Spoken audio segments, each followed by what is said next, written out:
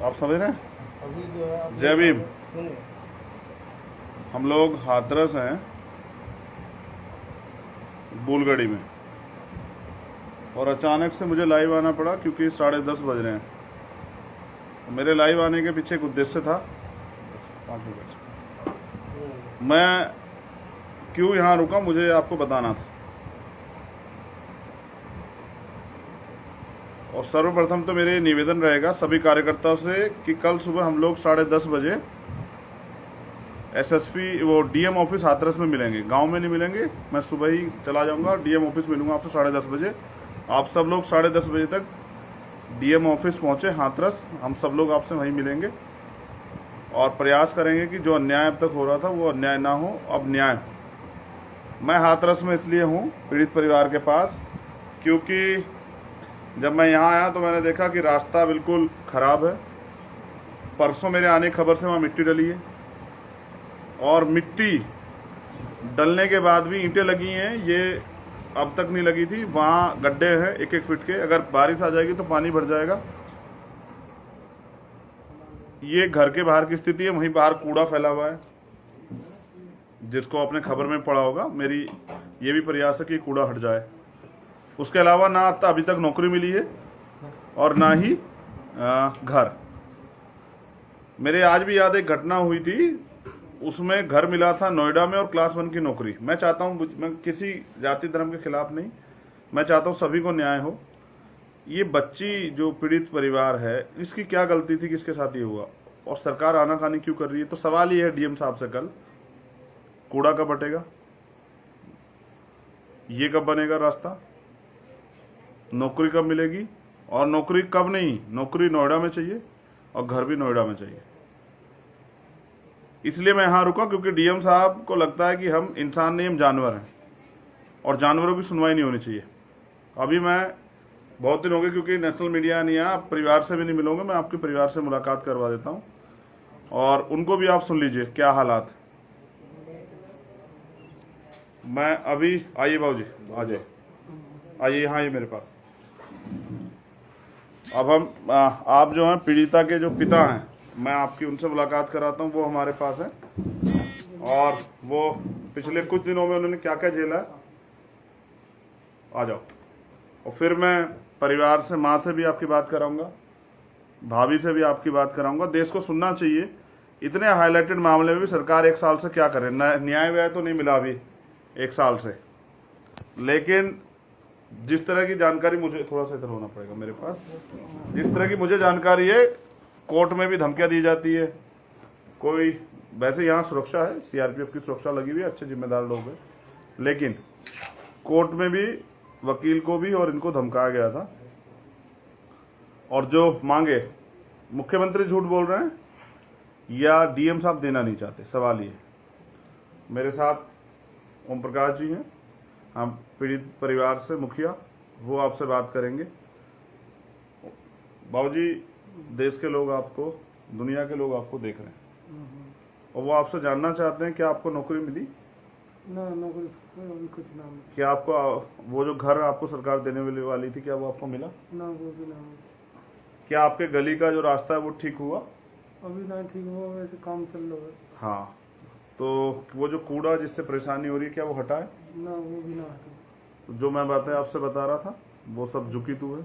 आप क्या चाहते हैं समाज के लोगों से, जो देश के लोगों की, वो आपको, आपकी मदद के लिए जिस तरह वो सोचते हैं, उनके दिमाग में है कि बहन को न्याय मिलना चाहिए, क्या आप उनसे अपील करेंगे कि भाई वो न्याय की मांग जो है ना मजबूत करके रखें? हाँ, हम तो ये कहेंगे कि हमें बेटी को न्याय मिलना चाहिए और जो सरकार ने वादा करे काम वो पूरे करने चाहिए। हाँ, ये पिता हैं, इन्होंने बेटी खोई, इन्होंने उसको पाला था, और हर माँ बाप चाहे वो गरीब हो अमीर अपनी बच्ची को अपने से ज़्यादा उससे पालता है, ठीक है। लेकिन उनकी मांग है कि न्याय मिलना चाहिए। मैं समझता हूँ कि परिवार यहाँ सुरक्षित नहीं, मतलब जब तक जवान है ठीक है, लेकिन उसके अलावा ये एक कस्टडी टाइप है। मैं यहाँ इसलिए रुका कि जीवन को देख सकूँ कि ये जीवन कैसा है। अपने ही घर में आप किस तरह से कैदी के रूप में रहते हैं, ये एहसास जो है ना करने के लिए आज मैं यहाँ हूँ। हम कहते हैं आज़ाद भारत है और हम लोग आज़ाद हैं, कहीं कोई आज़ादी नहीं है। पूरे दिन अलीगढ़ में देखा क्या बहन बेटियों के हालात हैं। हाथरस बहुत हाईलाइटेड था, सोच रहा उम्मीद थी कि 1 साल में नहीं आ जाएगा। 1 साल तक तो नौकरी नहीं दे पाए मुख्यमंत्री, रोजगार नहीं दे पाए। मैं अभी परिवार के और लोगों से बात कराऊंगा। मेरे साथ जो है ना हमारी बड़ी बहन है, छोटी बहन है, जो इस परिवार की बहू भी है, और हमारे छोटे भाई की वाइफ है। तो मैं उनसे भी बात कराऊंगा, वो भी जो है ना आपसे अपने दर्द को बयां करेंगी। आइए, यही हमारा टीवी मीडिया है, इसी पे आप लोगों से बात हो जाएगी। बाकी तो सब धुआं है। जो सब देखने में अच्छा लगता है हमेशा वो अच्छा होता नहीं। आप देश के, दुनिया के लोग आपको देख रहे हैं। ओह, आप क्या कहना चाहेंगे आप? मैं सभी लोगों से यही कहना चाहूँगी कि आज जो हालात में हम लोग यहाँ पड़े हैं, ये यहाँ का सिस्टम, यहाँ की सरकार है जो ऐसी बेटियों की हालत होती है जिस वजह से परिवार इस हालातों में जी रहा है। आप चाहती है न्याय? हाँ, हम लोग से भी चाहते हैं कि हम लोगों को न्याय मिले जल्द से जल्द। और फास्ट ट्रैक कोर्ट में मुकदमा तो 1 साल हो गया, आपको लग रहा है देर नहीं हो रही? फर्स्ट कोर्ट में हुआ ही कब था? ये तो एक हम लोगों को बस इधर गुमराह करने का काम था कि हम लोग फास्ट कोर्ट में तुम्हारा केस चलाएंगे, ये करेंगे, वो करेंगे, मगर कुछ भी नहीं। इनके वादे भी झूठे हैं, सब कुछ झूठा है इन लोगों का, कुछ भी सच नहीं है। जो देखता है वो हकीकत नहीं होती है। और ये जिंदगी कैसी है जैसी है, सुरक्षा में और सब चीजें?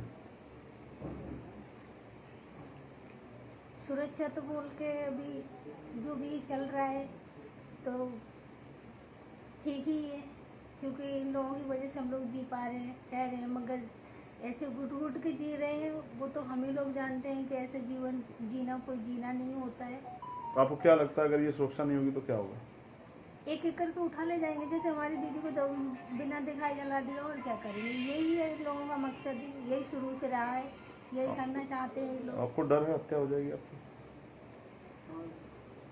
पहले डर था, मगर आज इस केस में हम लोग मजबूती से खड़े हैं तो शायद हमारी नहीं, अगर सुरक्षा नहीं होगी तो? हाँ, डर है, हत्या हो जाएगी। हाँ, क्योंकि जो लोग बोलते हैं वो कभी करते नहीं है।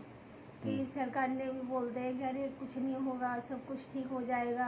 अगर यही प्रशासन आके हम लोगों से ये भी बोलता है कि अगर तुम इस चीज़ को ऐसे बोलोगे तो तुम्हारी बदनामी होगी। अब किस चीज़ की बदनामी, कैसी इज्जत, कैसी बेइज्जती, जो सब कुछ खत्म कर दिया, जीवन ही एकदम ऐसा नर्क बना दिया। तो याद नहीं आती आपको छोटी बहन की? बहुत याद आती है, मगर ऐसे याद नहीं करते हम लोगों को। वो याद नहीं, वो हमारी एक ताकत है, हिम्मत है, उनके बल से हम लोग इतना आगे तक बढ़ रहे हैं। किसी के सामने रोने से क्या दुख कम होता है? सारे सिस्टम के सामने रोए थे, झोलियाँ पसारी थी कि एक बार चेहरा दिखा दो। क्या उन्होंने हमारी जरा सी भी सुनी? हमारे साथ माँ भी है।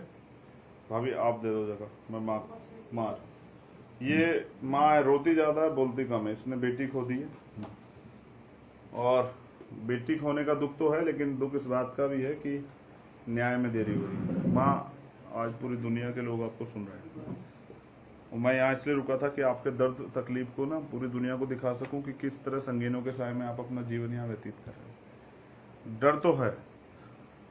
मैंने भाभी से पूछा कि अगर सुरक्षा हट जाएगी तो क्या क्या होगा, तो उनको भी डर है कि हत्या हो जाएगी। हाँ, तो डर तो है ही। आपको भी डर लगता है हत्या हो जाएगी? और क्या? क्यों ऐसा? जब किसी से डरपेंगे नहीं, झिझकेंगे नहीं। मेरी बेटी को तो ले गए, जब ना डर लगा तो कौन सा डर लगेगा मुझे? हाँ, तो वो डर में है। माँ, क्या न्याय में देर नहीं हो रही है? बहुत लंबा समय नहीं हो गया? बहुत लंबा समय हो गया। समाज के लोग आपको देख रहे हैं, आप क्या कहोगे? मतलब समाज के लोगों से जिस तरह से ये हुआ है, और फिर तमाम तरह से सरकार का सीन वो देखा हमने कि अनुभव कि वो क्या कर रही थी, पुलिस क्या कर रही थी। कोर्ट से न्याय हो जाएगा माँ, उम्मीद है?